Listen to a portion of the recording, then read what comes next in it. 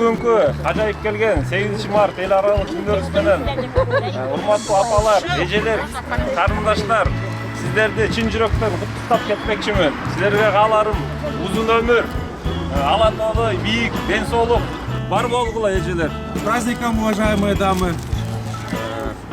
Желаем крепкого здоровья, счастья. Вы дарите тепло, вы дарите надежду и чистоту в наш светлый зеленый город.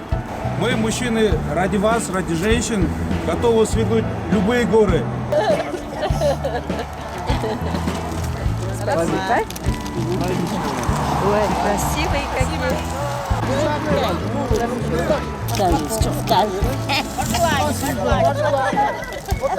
Как настроение прибавилось? Конечно. Ну, большое спасибо вам, дорогие мужчины, за внимание, что не оставили нас без внимания, женщин.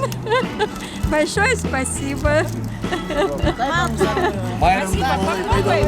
Большой рахмат, еще и Желательно почаще так.